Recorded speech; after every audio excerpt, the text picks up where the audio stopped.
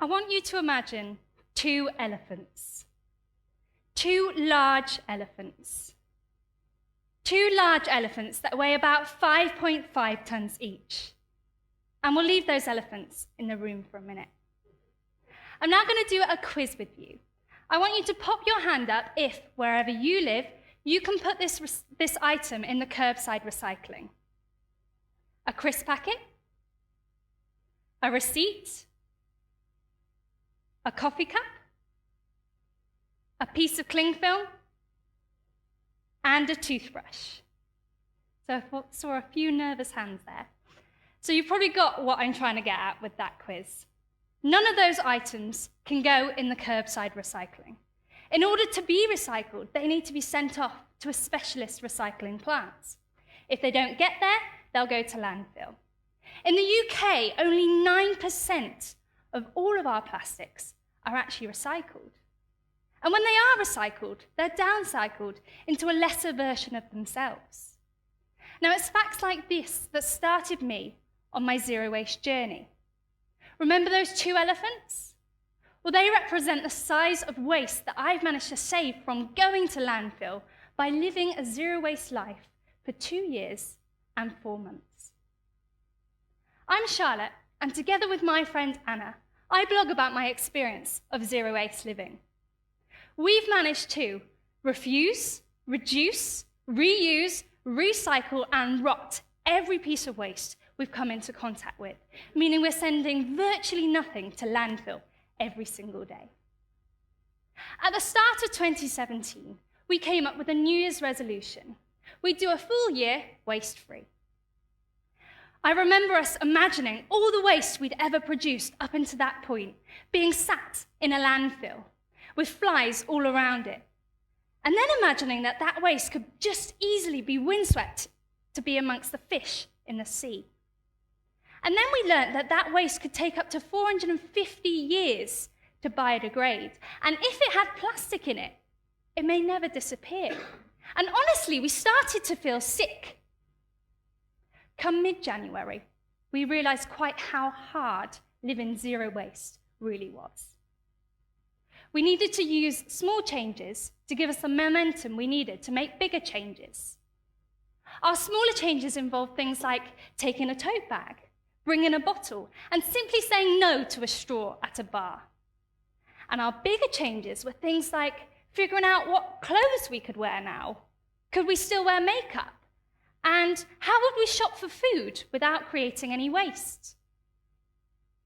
We found that by planning ahead, making our own, or simply going without, we could navigate ourselves around most of life's obstacles. At the start of my zero waste journey, I added myself to a lot of online forums. I wanted to learn from people who were already living zero waste really well. I remember this one woman in particular who was trying to weigh up the benefits between a bamboo toothbrush, which looks super eco-friendly, and her rechargeable toothbrush, which she already owned. Now, the bamboo toothbrush could be composted at the end of its life if you just remove the bristles. But in order to get to her, she needed to have it shipped in from another country and delivered directly to her door. However, she already owned the rechargeable toothbrush, but that's plastic, and plastic's bad, right? I'd never seen a bamboo toothbrush before, and I thought, wow, how pretty. So I immediately bought myself one. Later on, I checked back on the forum, and practically everyone was saying, make do with what you've got already, and then when you need to make a purchase, really think about whether it's worthwhile. It was like I'd fallen at the first hurdle, and it was a pretty toothbrush. I got a text from a friend, and she told me that she bought herself a solid shampoo bar. Solid shampoos are great. They're the equivalent of 3 chemical shampoo bottles, and when they're fully used, they dissolve into zero waste.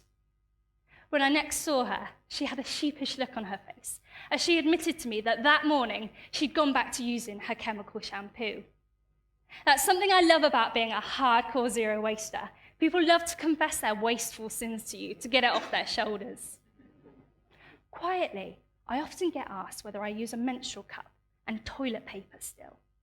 And the answer is yes to both of them, But don't worry, my toilet paper comes from a sustainable source, and it's wrapped in paper, and that paper is used to collect excess moisture from my wormery.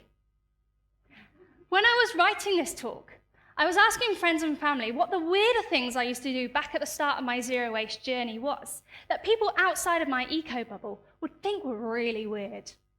I was on holiday with my boyfriend when I asked him this question, and he said, well, you've kept the same cup for the last 4 days to make sure it's not single use, and you made us walk a really long way so you could bury your fruit peelings in a bush for them to decompose, and that's just been today. And it's true, I've done a fair few weird things in the name of zero waste over the years. From baking a banana peel cake, to burning an almond into charcoal to make mascara, to picking nettles for a nettle soup.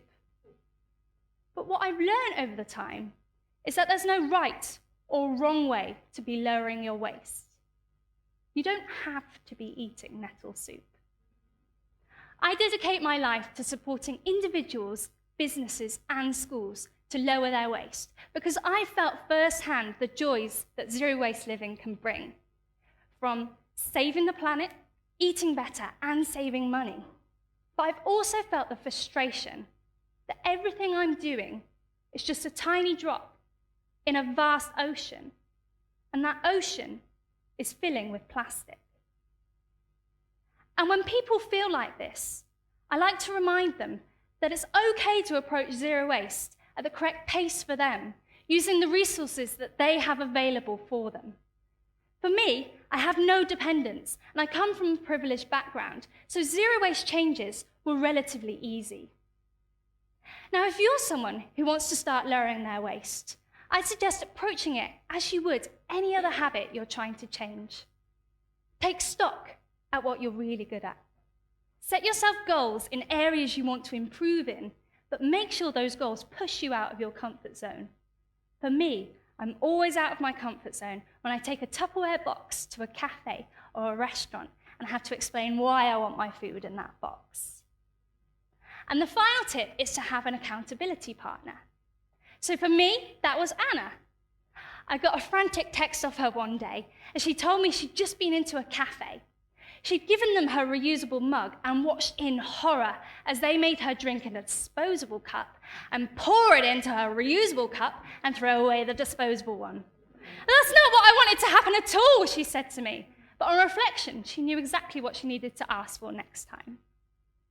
If you're already on your zero waste journey, congratulations. Can I just remind you that it's totally okay to be making small changes, sporadic changes, or sometimes stop if you need to put your own mental health first. Because if we combine your changes with my changes and everybody else's small changes, we're making a huge shift towards a zero waste world. Thank you.